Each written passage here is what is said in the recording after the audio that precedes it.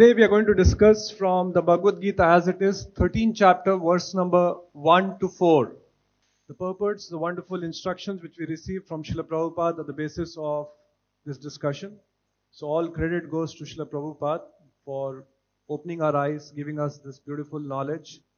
The best part about Srila Prabhupada books is, even before I came to Krishna consciousness, I have read many books of many organizations, religious organizations.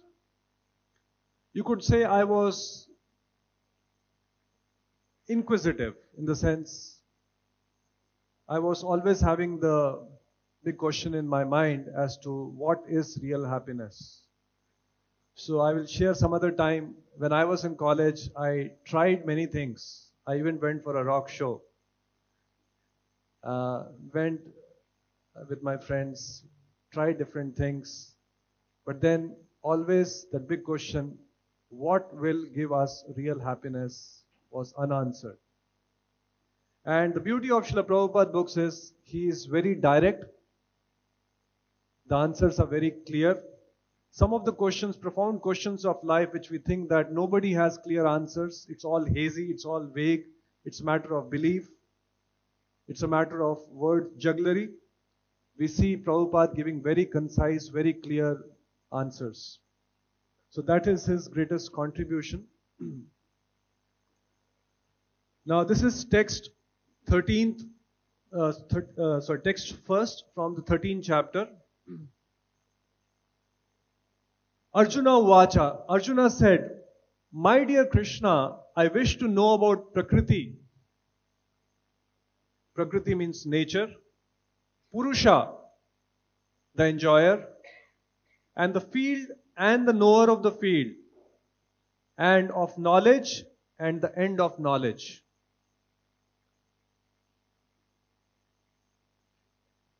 So Arjuna is asking a very profound question. He wants to understand, what is knowledge? The whole educational system is all about imparting knowledge, dissipating ignorance. That's how, every country, we have educational system, we have educational institutions imparting knowledge, imparting education. So, what is knowledge and what is the end of knowledge? What is the sum and substance of all knowledge? What is the end result? What is it all leading to? Where is it converging? So all these profound questions, the understanding will come in this chapter. Now anyone can help me with the answer. What is the name of the 13th chapter? The title, the heading, 13th chapter. Nature, enjoyer and consciousness. Big round of applause for Neelamji. Nature, the enjoyer and consciousness. This is the name of the chapter. Now in the Bhagavad Gita, if we analyze, there are 5 topics which are discussed in different chapters throughout the Gita. Broadly speaking, there are 5 topics. And the conversation, the instructions, all the verses are revolving around these 5 topics. Anyone will help me with the answers? What is, one by one we'll go. Time. What is time called? Kala. Kala is one of the 5 topics. Anyone will help me with another topic? Just some other. Do not prompt. Raise hands. Yes. Soul is called in Sanskrit Jiva. Jiva. Okay. So we have Kala, we have Jiva. Any other topic? Hold on. No? Yes. Purusa. Yes, Purusa is the Lord. So, we have Jiva, we have Kala, we have Purusa. 3 over. 2 more. Yes. Very good. Karma is the 4th one. And the last one.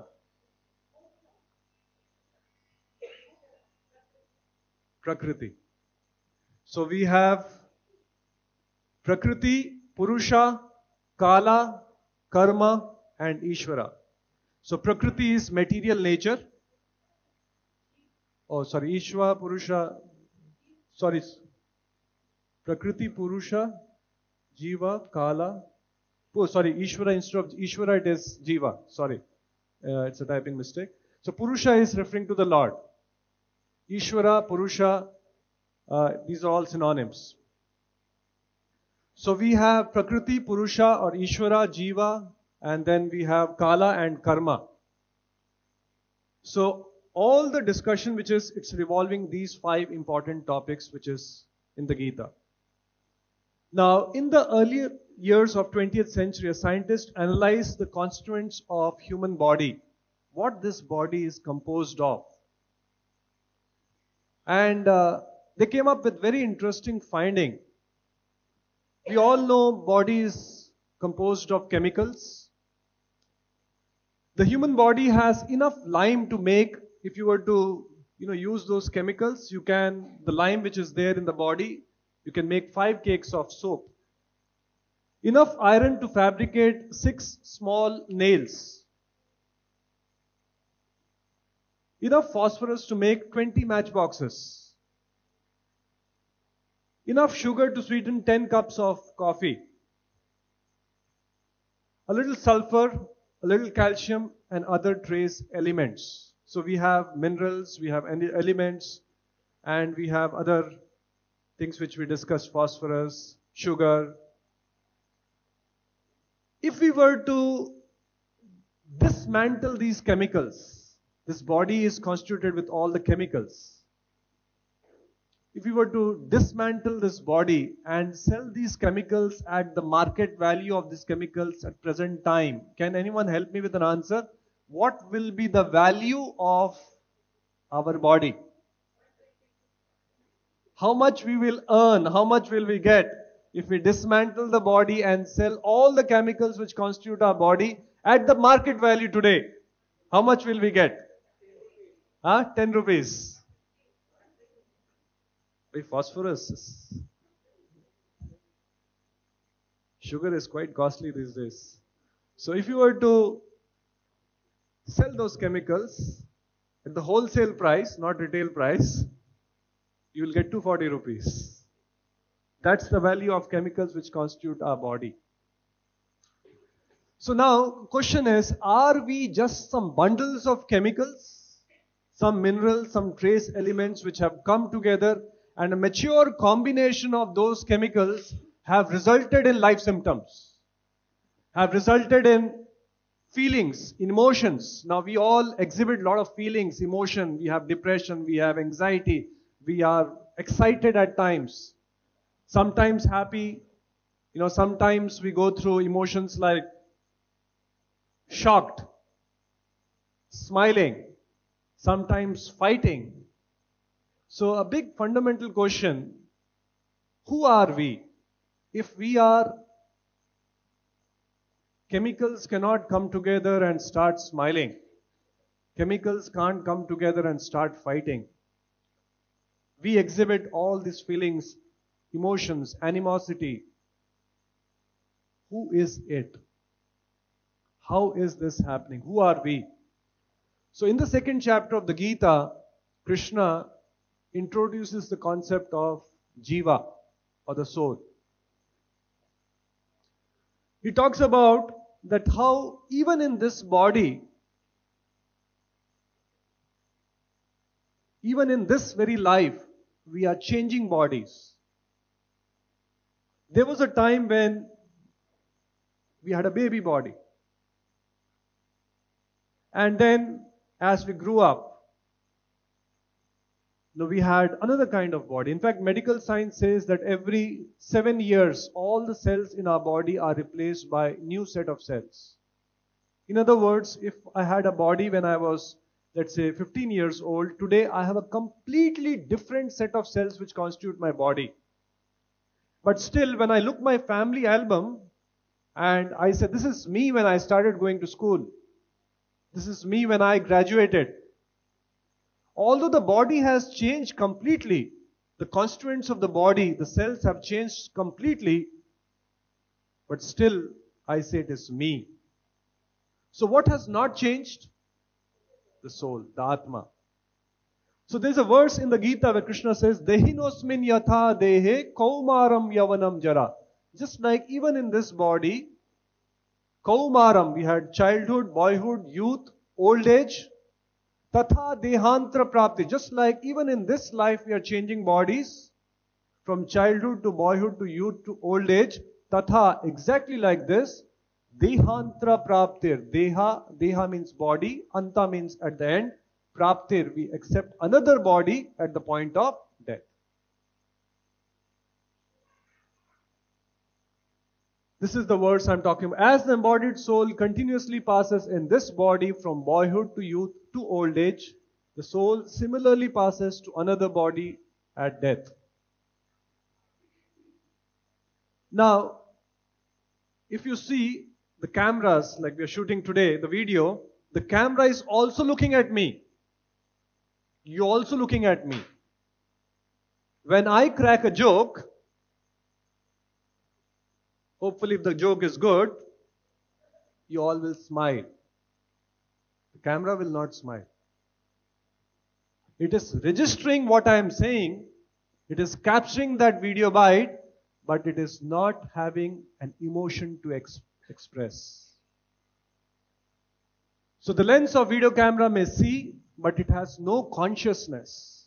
It has no feelings. It doesn't go through an experience. It has no judging capacity. The camera will, at the end of session, it was a very nice talk. It just simply is registering. It has no emotions. It has no experience. The best of cameras may have best of features, but consciousness is not there. Emotions is not there. Feelings is not there. Now we may have a robo, we may say the robo is programmed and says, I love you. It can say so, but it cannot have that emotion. A human eye also sees and has consciousness, has judging capacity. We can judge, yes, what was told makes sense. We have emotions. We may feel sad, we may feel elated, we may feel joy, we may feel sorrow. We also go through experience. And all this is because of the presence of soul. The best of cameras does not have soul, hence it lacks the ability to experience. It does not have any consciousness. And how do we know that the soul is present? It pervades in the form of consciousness in the body. It's difficult to see the soul, but its presence can be felt in the form of consciousness. This slide mover does not have a soul. If I somehow slap it, beat it, it does not experience pain, unlike a small animal, a pet or whatever. Now this soul, we understand from the Gita, is not a man, not a woman, not an Indian, not an American. It's Amsha of the Lord, and this soul is eternal. Na jayate mriyate va kadachin. It does not come into being, and at no time it ceases to exist. In other words, it is eternal. Ajo nitya shashvato ayam purano na hanyate hanyamane sharire. Ajo nitya, nitya means eternal. Na hanyate hanyamane sharire. When the hanyamane, when the sharira, when this body dies, it does not die. So this is what soul is. And when a person dies, many of us would have experienced death, close quarters, some near and dear ones departing. We see the body is lying, but there is no consciousness. That very body which, a small pinprick and there was a feeling of pain, when that body is cremated, put in a funeral fire, nothing happens in terms of pain and pleasure. Because the consciousness is not there. Even in science today, in fact, there's a book written by a person This book is all about out-of-body experience. He's a very big surgeon, cardiac surgeon. Talks about out-of-body experiences. Many times it so happens that while a person is on the operating table, a critical case, and sometimes casualties happen. They're not able to save lives. Big cardiac arrest. And at times it so happens that the person is declared dead, clinically dead. ECG, all the pulse, it's all dead, zero, flat. And the doctor has declared that person has died. And there have been many, many cases where half an hour later or 1 hour later, the person awakes, becomes awake. And not only that, the person comes and shares all what he has observed during that half an hour, 45 minutes of period. Doctor saying, "Acha chala gaya wo." Or the nurses talking this thing. There was a case where this body talks about where a person was very angry at the doctor because they were speaking something very casually while the whole operation was going on. So these days, out-of-body experiences, near-death experience, NDE it's called. There are a lot of literature on that. And even scientists do agree, many of them agree that reincarnation is a fact. Past life therapy, hypnotic regression, these are all very common these days, where a person can, using hypnosis, make to remember his previous lives. Text 2. The Blessed Lord said, "This body, O son of Kunti, is called the field. And one who knows this body is called the knower of the field." So there are two things. In bodily concept of life, we think I am the body.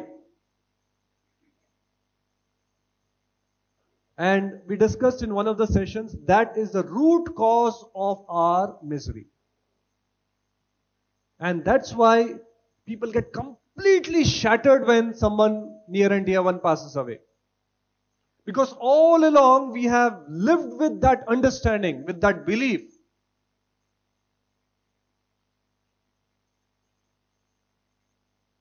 So there are two things. One is the body, the kshetra. Just like, you have the field of activities. For a farmer, there's a field.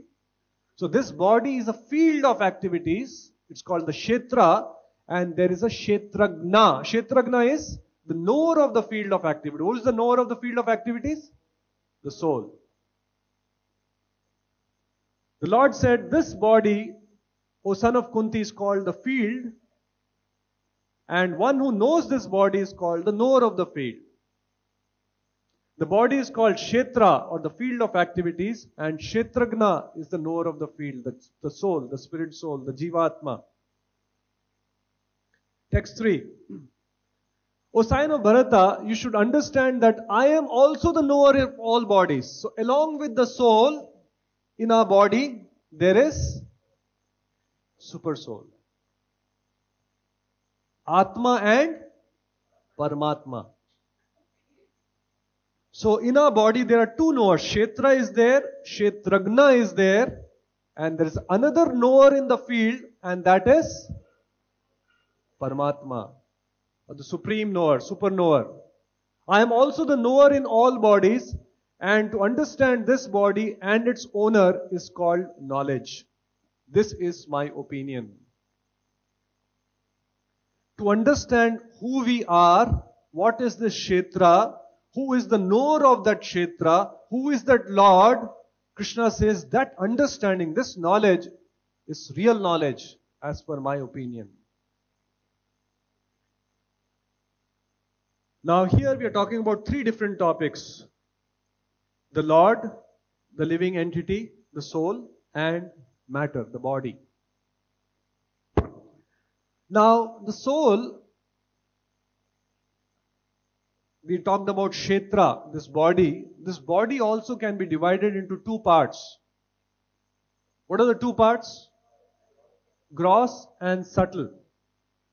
So now here we have this body, gross body, which is made of panchabhuta, earth, air, water, fire and ether. It's called the Panchabhuta. And then we have the subtle body, which is covering the soul. The subtle body is made of manas, buddhi and ahankara. Mind, intelligence and false ego. And then within this is the soul, which is Sat, Chit and Ananda. Just like you have a person, just a crude analogy, you have external garments, you have inner garments. Now just like we change garments on a regular basis, today we are wearing particular dress and then tomorrow we may be in another dress, but we are the same person. Likewise, this Atma changes bodies. Whatever bodies we get, we all have different bodies. Somebody has male body, somebody has female body, somebody has a body of an Indian, somebody has a body of a cat, somebody has a body of a dog. Karmana daiva netrena jantur deha utpatyate. According to the karma, according to the activities which we do, the soul does, its desires. Karmana daiva netrena, under divine supervision, who is the knower of that field? The soul and the super soul. Daiva netrena. We sometimes think that in a dark room, in seclusion, if I do something, nobody is watching me, I can go scot-free. So the Lord is witness to all our activities. Karmana daiva netrena jantur. Jantur means this living entity. Deha, body, utpatyate, will get the body. So all of us have got different bodies, like different dresses, and life after life based on our desires. If a soul has a desire to predominantly be around in water, it gets a body which is conducive for it to express that desire. It may get a body of a fish. Somebody has a desire, a lot of inclination to eat flesh, that soul will get a body which is very conducive to fulfill its desire. Okay, have the body of a tiger. Somebody wants to sleep a lot, Kumbhakarna. Which body is more conducive? Bear, polar bear. 6 months. Aram se.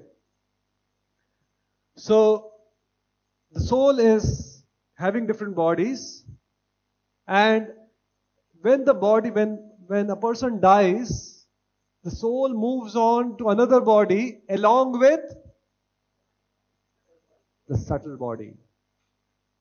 Subtle body is where all the vasanas are stored, all the phobias, all the inclinations, all the desires. And that's how you see people are born with different inclinations, different phobias. Some people have fear of heights, some people have fear of, different things, fear of fire, fear of heights. Some people are born with some specific talents. This is all there in the sukshma sharira, which is the subtle body. So when the body dies, what gets cremated, what gets burned, what gets buried is the gross body, panchabhuta. So there is a philosophy which says that everything is over, everything is burned to ashes. This is Charvak Muni philosophy, we talked about it. He says ultimately end is it has to become ashes. So eat, drink, be merry, enjoy life. But this is not the right understanding. The right understanding is the Atma is eternal. We have to pay for whatever we do. As you sow, so shall you reap. May not be in this life, next life. And that's why sometimes people get perplexed when they see the small child, so innocent. What mistake he did? He had to go through all this. The child in that form, in that body may look innocent, but the soul is not, 2-year-old or 3-year-old. Soul is eternal. This is one of the reasons why there is a lot of bewilderment. Good things happening to bad people, bad things happening to good people, and people sometimes think, where is God? Where is justice in this world? And then people say, okay, I don't believe in God. This reminds me In the farmhouses, in olden times, even now it may be practiced, they used to have huge silos for storing grain. So what they used to do, whenever they would harvest the crop, they will put those, the grains, finally the grains which gets, harvested, they will put in the silos from the top. And throughout the year, the grains will remain in that silos. And at the bottom of the silo, there was an opening, some kind of a tap, some kind of a wall. And whenever they wanted to draw some grains out of that silo, they would open the wall and the grains would fall. So one time, a man was observing very closely. So in a particular year, there was a very good harvest, very good quality of grains which were produced, and they put in the silo. Unfortunately, next year, it was a big drought, and the whole crop got affected, and unfortunately, the grains were of not good quality. And after harvesting, again that same thing was put in the silo. A person who was watching from a distance, he saw that what we have put from the top is bad quality of grains. But when we are opening the wall, what is happening?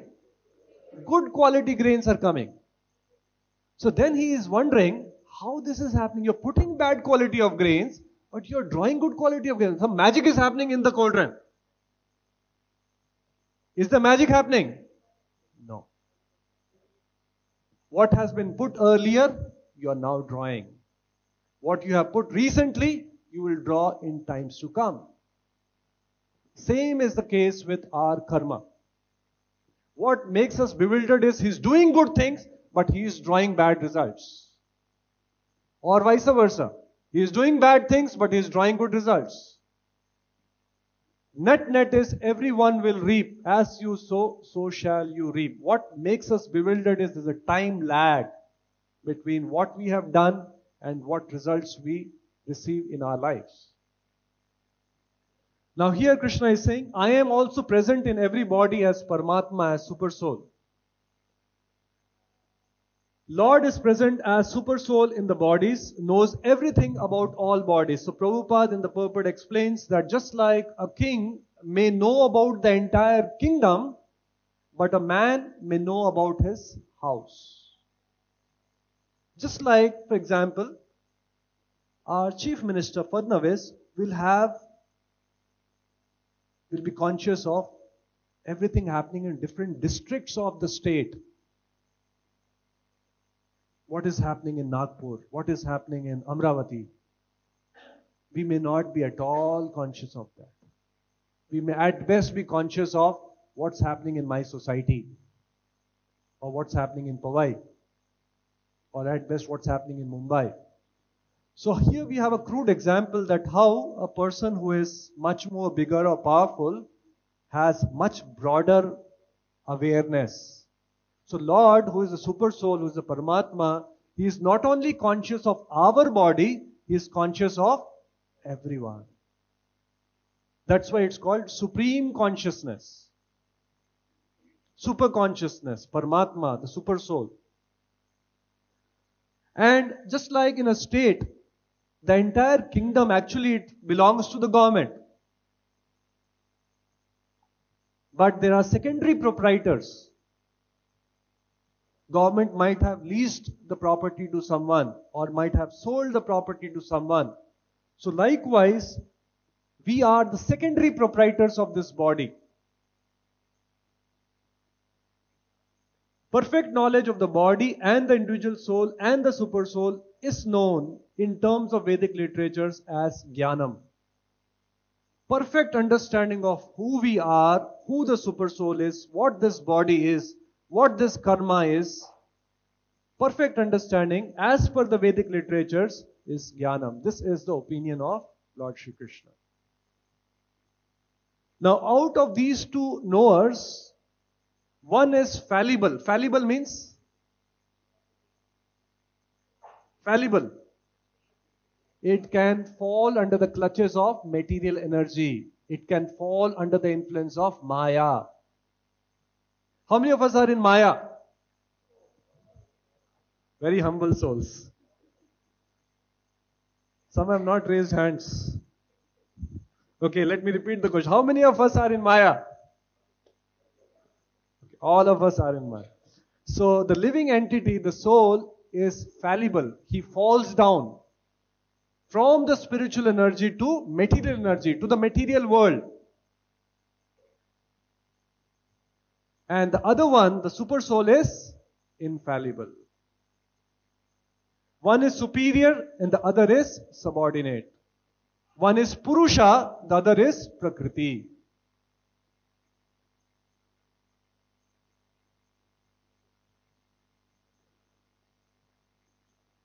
Now this is what is happening. The soul in one life can be body of a fish. Next life it can be a tree, can be a butterfly, can be a bird, can be a tiger. And after many, many lives of this transmigration from one body to another, the soul gets human birth. Now somebody asked me this question.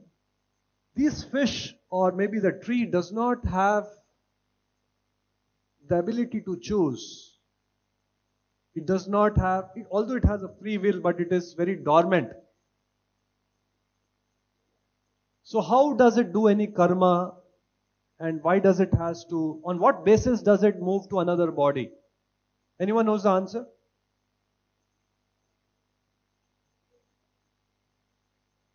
Yes.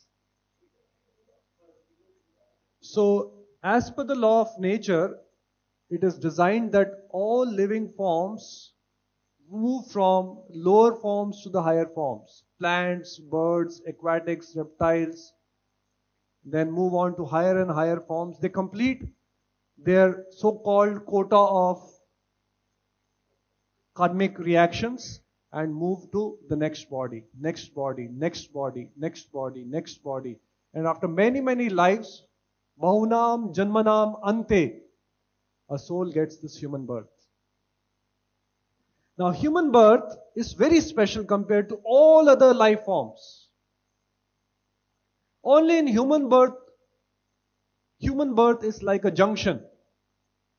Junction means, just like in a junction, the train can go eastwards, can go in the western direction, can go straight.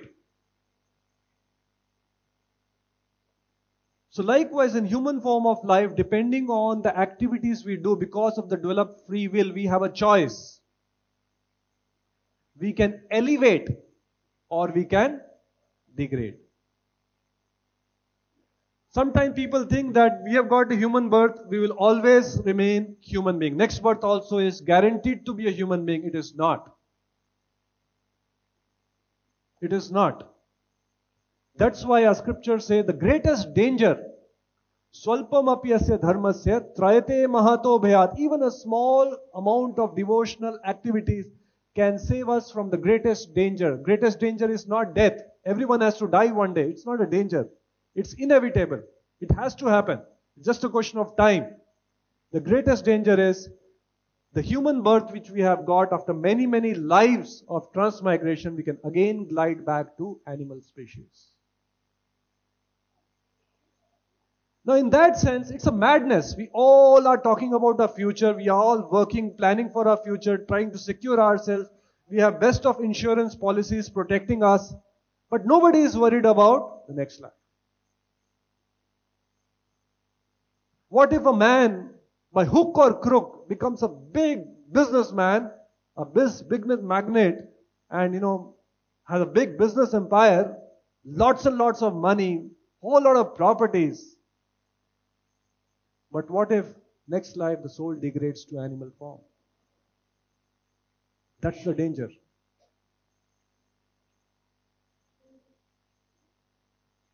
The super soul is the controller of both the fields of activity and the finite enjoyer.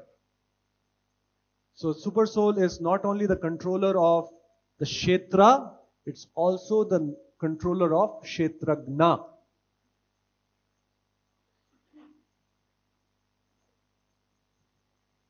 Now we are going to come to the question which we broached last session. Anyone remembers what was that? We discussed and we said, okay, we'll discuss it next session. What was the topic?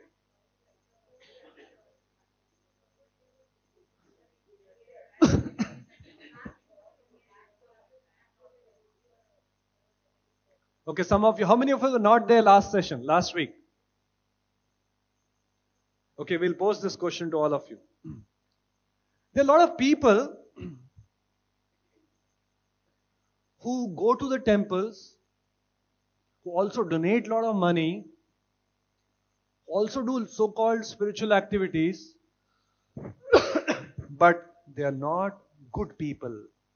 Good people in the sense, they cheat, they may even indulge in malpractices, they may even do all kinds of illicit activities, they may earn money through wrong means, but they donate a lot of money, they go to the temples regularly, they believe in God, they are very religious. Such a person is better, or a person does not go to temple, does not believe in God, does not chant the name of Lord, does not do any charity, but is a good man. He doesn't cheat anyone, he doesn't bribe anyone, he is morally, ethically upright. Who is better?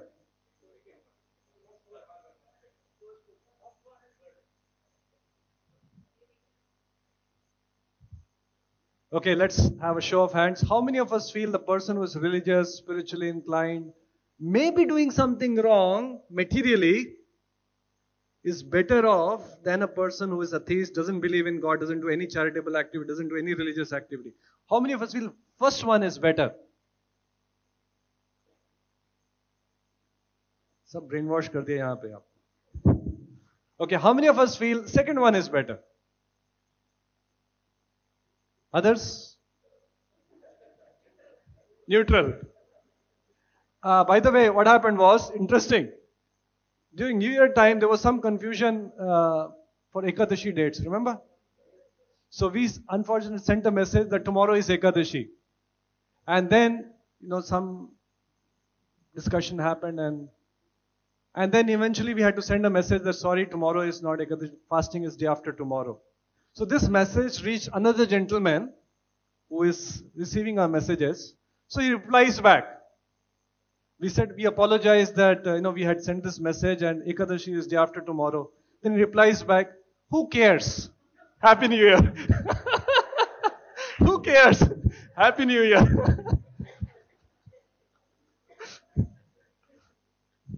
So there are a lot of people, who cares? Good man, bad man, you care. I will do what I like doing. So, the three kinds of activities which Krishna talks about in the Gita. Are we ready for the answer? Everyone? Is the question clear? So there are three kinds of activities. One is karma. Karma means punya karma. Good activities. Pious activities. Give me example of good activities. Person helping others. Doing some kind of a charity. Opening a hospital. Helping an orphan. Giving donation for good causes. Good karma. Pious karma. Punya karma. So that's one kind of activities. Another kind of activity is called vikarma. Vikarma means impious activities. Like somebody is cheating, somebody is plundering, somebody is murdering, somebody is doing all kinds of nonsense activities, illicit activities, sinful activities. It's called vikarma. Now, karma, pious karma, punya karma, gives us good reactions. And good reactions manifest in our lives in the form of four things. What are the four things?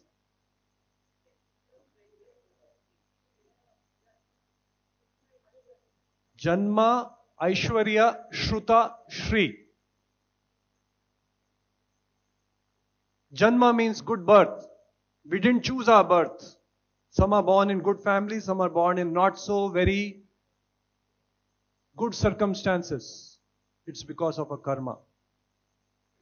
Janma, Aishwarya, wealth. Somebody is born with a silver spoon. Some people are born impoverished, can't even have food to eat. It's the cause of karma.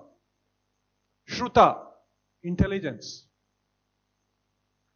Some people are so brilliant, can comprehend things, can analyze things. Now see the Zuckerbergs of this world. They're thinking of, they developed something which is, billions of people are there on that platform. Billions of people. We can also do some programming. We can also do some kind of accounting. Billions of people is being tracked. So there are people with that kind of a brain, that kind of a comprehension, that kind of an ability.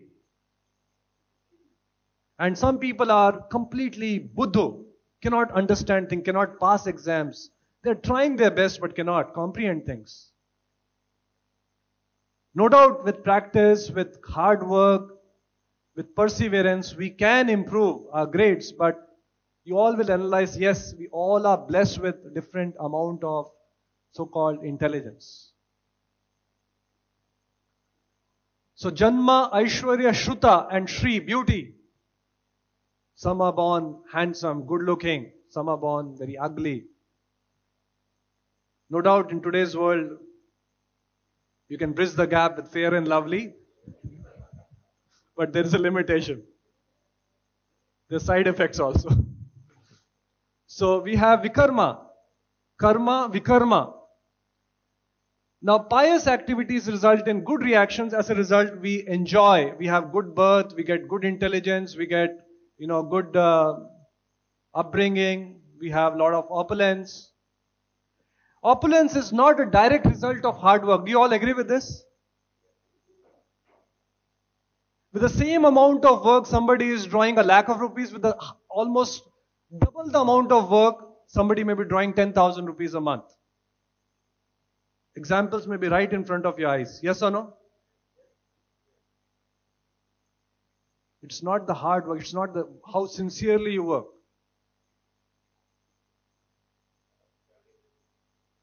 Somebody is drawing a salary of 20 lakhs a month. Somebody is drawing a salary of maybe 2,000 a month. The case is like that. So, as a result of karma and vikarma, pious activities, punya activities, we get reactions, and the reactions we enjoy or suffer in this material world. Just like if we have so-called, even in this planet Earth, there are some states or some countries which are replete with natural resources. There's a lot of prosperity, and that's how many times Indians long for going to the West, because there's apparently more prosperity, more orderliness, more comforts, more good infrastructure.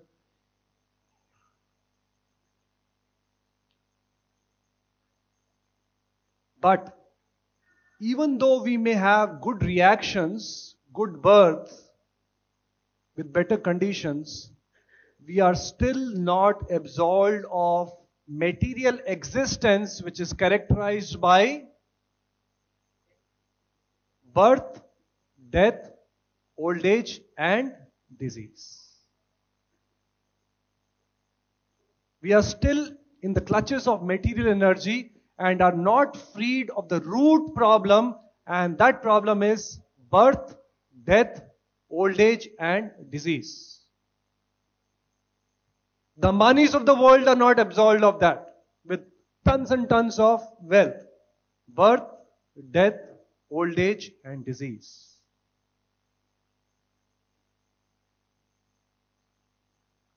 And then we have another kind of activities which are called akarma. Activities which do not fetch any good or bad material reaction. Those activities have the potency, have the power to extricate us from this material existence. Devotional activities or spiritual activities authorized by our scriptures are called akarmic activities. So in that sense, so-called punya, so-called good activities, in the ultimate sense, again it depends on what perspective you see at things. Are you with me on this? From the perspective of short-term gain, yes, he went to America, see, he has become so prosperous, he has earned tons and tons of money. Short-term, yes, it appears that he has prospered. But from the perspective of Atma, it's not a real growth. It is punarapi janma, punarapi mara. Now this is a story in the Bhagavatam. How many of us have heard the story of Ajamila? Ajamila was a very chaste, very pious Brahmana. And he was engaged in a lot of puja, part, spiritual activities. One fine day, he had gone to the forest to collect some firewood. And on his way back, he saw a young man and a woman embracing each other. And they were not properly dressed. And seeing them at a distance, he got agitated. And all that lusty desires got triggered in him. And when he came back home, he could not help but to remember about that young lady. In fact, she was a prostitute. She kept on contemplating about her and started making plans how he can meet her and have her. So one day he mustered all courage, somehow went to her, proposed her, and you can call his good fortune. She accepted the proposal and he got married to that prostitute. And because he was in that company of that prostitute, and it comes at a cost, so slowly all his so-called Brahminical activities started declining. He's getting up early in the morning, attending Gita live sessions. All that started reducing. Attendance dipped. Swamiji became concerned. Kya ho gaya isko? And as a result, see, sometimes we can go in a positive cycle or we can go in a negative cycle. It's called positive spiral or a negative spiral. Negative spiral is you are engaged in right kind of spiritual activities. It propels you to do more of those activities. It takes you out of this material entanglement, gives you more leverage to those spiritual activities. It's called the positive spiral. And you can also get into a negative spiral. The more sinful we are, the more we distance ourselves from satsang, the more we get entangled in this way. The more we are entangled, the more we are not having inclination to do satsang. Some of us may think that, nahi, mera mood nahi hai, main nahi aa raha, 10 days over, 10 weeks over, I didn't go. Just that you have got trapped in material energy.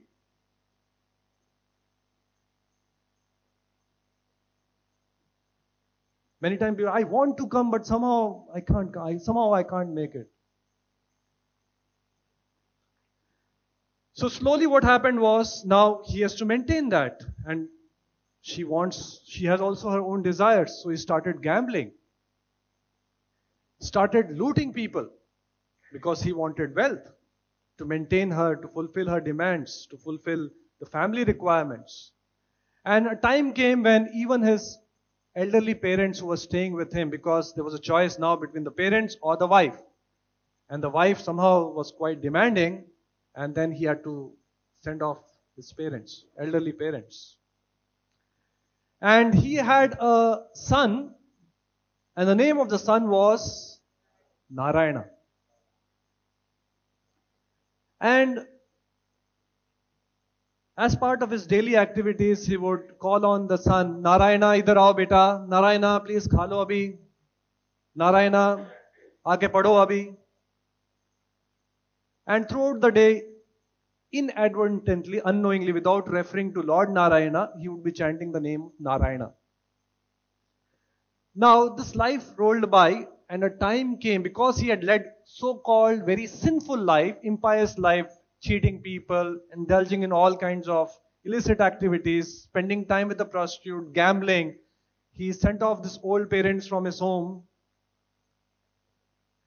Finally, a time came when he was on the deathbed. He was about to die, and suddenly he saw very fearful creatures, the Yamadutas, coming and wanting to drag his soul and take him to Yamaloka, to Yamaraj. And out of desperation, out of that pain, out of that anxiety, out of fear, because of seeing the Yamaduta, the fear-looking forms coming and dragging his soul, he says, Narayana, Narayana, Narayana. And he was chanting the name of son Narayana. He was calling the name Narayana, desperately calling out his son, because he was very attached to that son. Narayana, Narayana. And then when he chanted the name of Narayana, the Vishnu Dutas come. And the Vishnu Dutas stopped the Yamadutas to take away the soul of Ajamila. And there's a whole lot of conversation. This is there in the Srimad Bhagavatam, 6th canto. The Yamadutas are saying that he has done so many sinful activities. He has done gambling. He has given up all his spiritual practices. He has, indulged in looting people, sent off his elderly parents. What sinful activity has he not done? So why are you stopping us? So I will not get into the details. That whole few chapters are there describing the conversation between Yamadutas and Vishnudutas. Finally, the net result is Vishnuduta says he has chanted the name of Narayana. And because he has chanted the name of Narayana, he is freed of the sinful reactions. I'll come to that little later on. That does not mean this chanting the name of Narayana is like an eraser. You do whatever you want, Narayana. Just like, we go out and then the clothes get soiled, put in the washing machine, press the button, Narayana, and gets cleansed. So Narayana cannot be used like that. The idea was that he was chanting the name of Narayana not offensively. And name of Narayana, any spiritual activity, even if it is done inadvertently, unknowingly, unintentionally. Just like the example is given, when you touch, a child touches his hand in fire, puts the hand in fire, the fire will not discriminate the child is nadan, isko pata nahi hai. The fire will. So any spiritual activity, when done knowingly, unknowingly, intentionally, unintentionally, has a spiritual credit. And that is the reason why huge temples have been built, because acharyas, they know that anybody who comes in front of the Lord, bows down his head, does namaskar, does dandavats, he is getting incremental benefit in his spiritual bank account. And it does not matter if he is doing with feeling, without feeling. The very fact that he has come in front of the Lord, in our temple in Bangalore, it's a huge temple. How many of us have been to ISKCON Bangalore? So we get all kinds of people, tourists. So I have seen many times Japanese tourists coming in. And there's a balcony on the temple hall. So sometimes when we are there, we watch. So the Japanese, they come in front of the deities. They are watching, what's people doing. And then they see others also following. So they go in front of the deity. So they are getting benefited. They may not be knowing to whom they are bowing their heads. The very fact that the Lord has come in the form of Archa Vigraha, it's a great science. He is present there. It's not an idol. And they are paying their obeisances. They may not know whom they are paying the obeisances to. Just like the child may not know whom they are touching, it has an incremental effect in their spiritual credit. So although Ajamila was doing all the sinful activities, but because he was chanting name Narayana, not offensively, not with the idea that I can chant Narayana and I can erase my sinful reactions, all his sinful activities were also getting, so to say, burnt. And this is the reason in Vedic customs, people were keeping the names on the names of Lord. Even here we have examples of Srinivaslu, Gopal, Krishna. Any other names? Keshavan, Krishnan, Mukundan. Unlike in present times. Can you help me with some names? Mickey.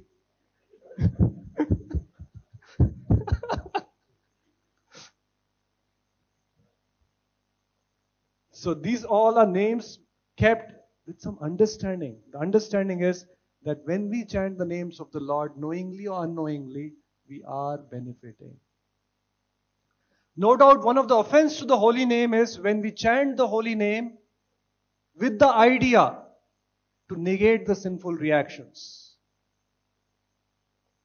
Just like sometimes we go and confess in front of the Lord and again do the same sinful activities, then it will not act. It is one of the offense to the holy name to act sinfully on the strength of the holy name. Thinking that now I have a good eraser, I can act sinfully and I'll rub the sinful reactions using. But all what we have inadvertently done, all the sinful reactions, bagloads of sinful reactions which are there, by chanting the names of the Lord, slowly they are getting burned to ashes.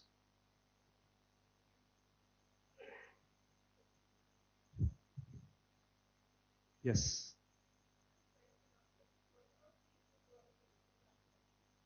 Yeah. Yes, it applies. See, there are 9 forms of devotional service. Chanting is one of them. Shravanam, Kirtanam, Vishnu Smaranam, Padasevanam, Archanam, Vandanam, Dasyam, Sakhyam, Atmanivedam. A person may not be able to chant, still he can remember the Lord. He can hear about the Lord.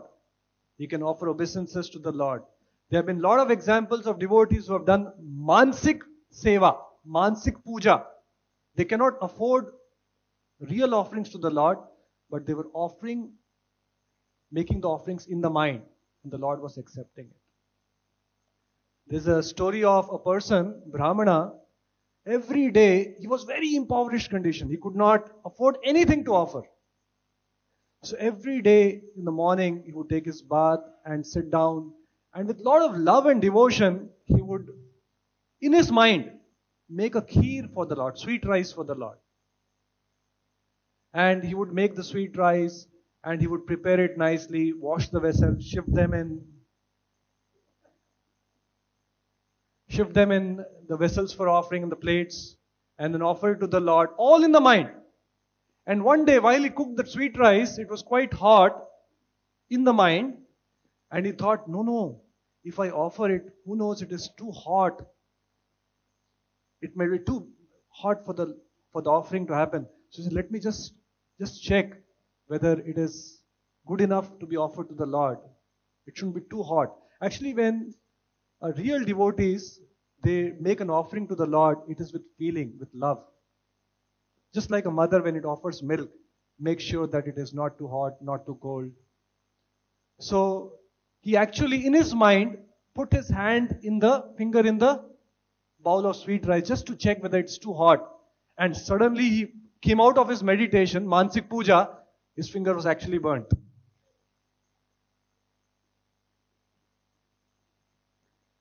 So, Ajamila, he was chanting the name of Narayana inadvertently and his account was getting credited. Now, even so-called pious material activity, although may result in Janma, Aishwarya, Shruta, Shri, but it is still keeping you in material existence. Maybe a person gets shifted from C class prison house to a B class prison house to a A class prison house. Are you with me on this? Even in prison house, some of you may be aware, there are gradations of prison houses. There are prison houses or so-called where VIPs are kept under custody. There may be AC there, they may get newspapers there, they may have a table chair there, and all facilities may be there. The A-class prison house. And then there are B-class prison house for normal convicts. And then there are C-class prison house which are for hardcore criminals. And at times those prison houses are like dark dungeons where a person is put. There's no proper ventilation, there is no proper light. The food is just passed on through some hole, some opening in that so-called prison house. So a person, in that sense, so-called pious activity from the perspective of soul, which is caught up in this material existence of cycle of birth and death, is like moving from one kind of prison house to another kind of prison house. From the perspective of soul, both are not good. There were two, do not take wrong, please do not, it may spoil your taste, spoil your mood. There were two pigs walking. And they were having a discussion as to, what do pigs eat? Shit, stool. So they were having a discussion, when the stool is passed, when they were passing by. So one of them said, the top side, which is apparently dried, is better. It's much more tastier.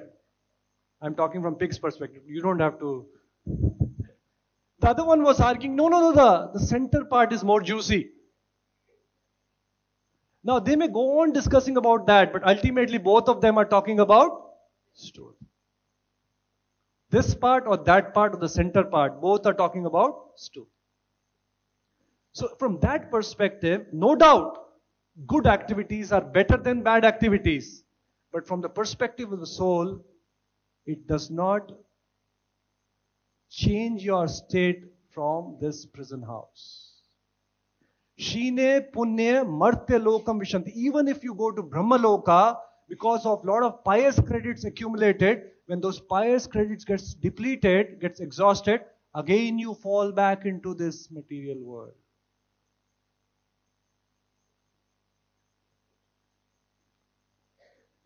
Now, I'm sure some of you would have seen children when they go to beach, they get so excited playing with that sand. And they invariably build a sand castle. And hours together, 4 hours, 5 hours, 6 hours, they get so busy making a castle very painstakingly. You can see the kind of intricate work done here. And finally, when the castle is made, I have seen with my own eyes. What do children do after the castle is made? Can anyone help me? You would have seen. What do they do? Then what they do is, they start digging the earth from the bottom of the castle. One person will start from one end, the other person starts from other end. And once they, kept on excavating, kept on taking out the earth, and finally after a long time, they both are able to shake hands. Yes or no? And then they have made it, done it. So excited. So happy. They have made a castle and finally they have shaken hands. And then there's a low tide, there's a high tide. And then one ill-fated tide or a wave comes. And all what they have so painstakingly built, one wave, it smashes off. And that children who have so painstakingly built that castle, seeing that everything right in front of their eyes have got smashed, they become so disappointed, so dejected, start crying. They look at the parents. Although the parents are trying to, sympathize with them, empathize with them, but finally at one point of time they smile. Why they are smiling? Because they know बच्चे हैं खेल रहे हैं पता नहीं है. They're playing with on a beach. It's going to happen. It's eventually going to happen. Wave is going to come and smash everything. So, but children don't understand.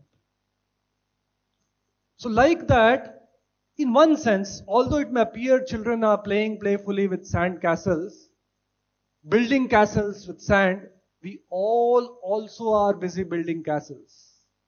And people who are in knowledge, they laugh at our foolishness.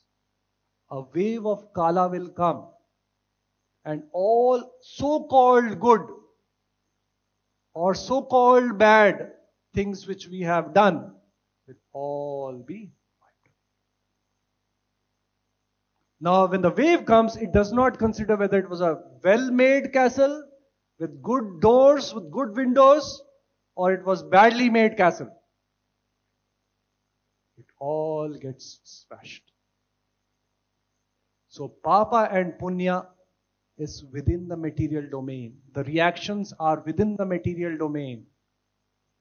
Janma, Aishwarya, Shruta, Shri makes you go from one kind of prison house to another kind of prison house. So this is what material activities is all about. That's why Jesus, it's there in Mark 8:37. For what shall it profit a man if shall gain the whole world and loses his own soul? Gain the whole world. A good man, pious credits, you have become a king, emperor of the whole world. What profit the man if he wins the whole world but loses his own soul? So a spiritualist, a person who is evolved, who is enlightened, sees from the perspective of soul which endures, which is eternal. Does not judge the merit of activities based on the body which anyway is temporary. Does not endure. Now coming back to the discussion with that context, we had a quadrant. We have a person who is good person, very ethically, morally upright, and also is a devotee. That's the best scenario. It is not recommended. Krishna does not say, by hook or crook you earn money and come and donate to me. So the best scenario is be a good gentleman and also be a devotee. And what is the worst scenario? Bad person and a not devotee. Is there a confusion between any of these things? Any discrepancy, any difference of opinion? No, this is number 1, this is number 4. Any doubts on that? No doubts. Okay, now the doubt is between these two brackets. Yes or no? Who is bad or who is good? A good person who is materially good, doing all pious activities, charitably disposed, does not cheat anyone, but who's a non-devotee, does not go to temple, does not chant the holy names, no spiritual activities. He is better, or a person who is apparently doing unethical business, but goes to the temple, also is a big donor, and is a devotee.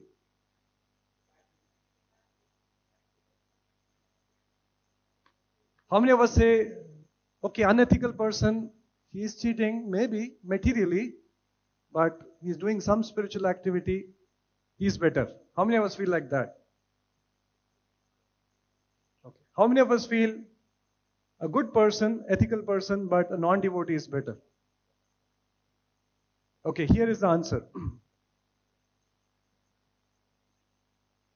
A person who is good, who is not a devotee, not a spiritual activity, as I mentioned, has good reactions for his good deeds, but it's all in the material domain.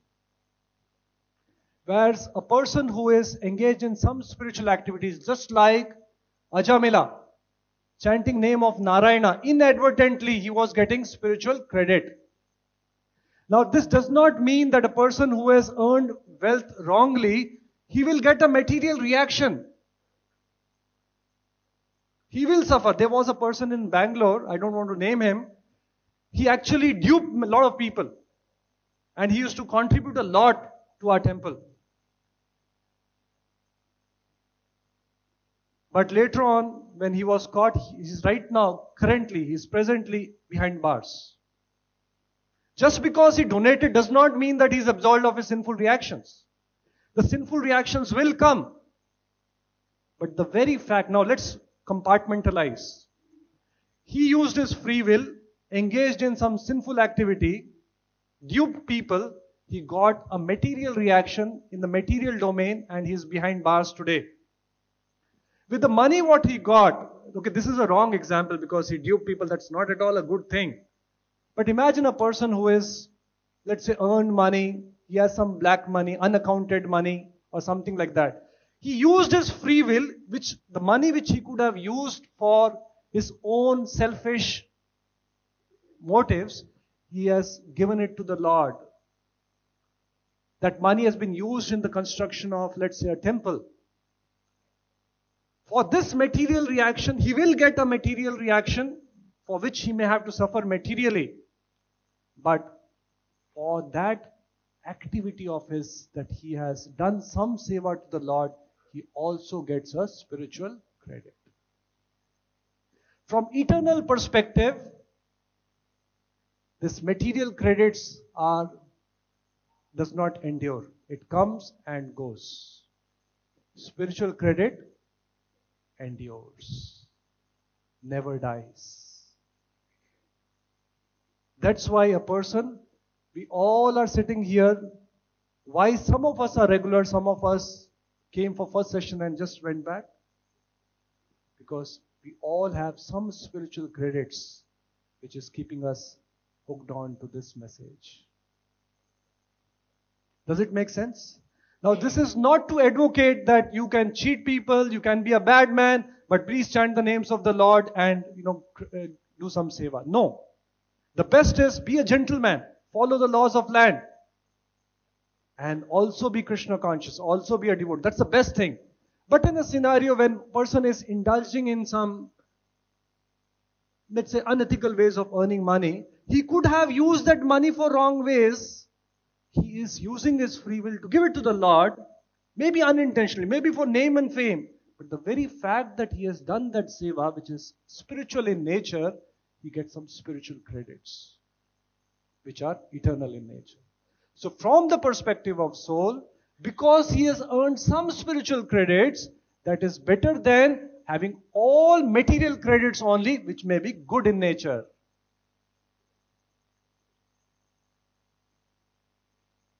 Is that clear what I'm saying? Some bad reaction. Huh? I'm seeing it differently. Now, Krishna, when Putana came, she came with the intention of killing Krishna, poisoning. Krishna, who sees the goodness in a person, because although he knew that she has come to kill him, but the very fact that she acted like a mother and wanted to breastfeed him, he took that part in credit. And it seems that Putana, when she got killed, she got salvation. So Krishna, who is very, very kind, he takes whatever little bit we are offering him. He, so to say, he's not worked up with otherwise all of us have piles and piles of sinful reactions. Patram, pushpam, phalam. So even a small little effort we make towards him, he's ready to receive it. And he encourages us.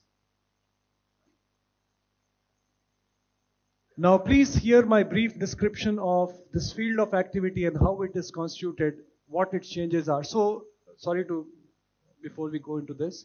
So it is not that the Lord is selfish, He is wanting by hook or crook you earn money and donate to me and you're going to get benefited. No. He wants us to be a pious person, good human being, and engage in spiritual activity. Now, just for discussion's sake, we are talking about a person. There are many examples of people like that who may have ill-gotten wealth, but they are giving it to the Lord. They are earning some spiritual sukruti, some credits for that. Now, please hear my brief description of this field of activity and how it is constituted, what its changes are, whence it is produced, who that knower of field of activity is, and what his influences are. So here Krishna is recommending how this body is constituted. Under whose control is this working? How the changes are taking place? What the cause of these changes are?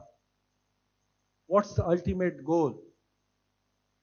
All this is the subject of discussion in the next few verses.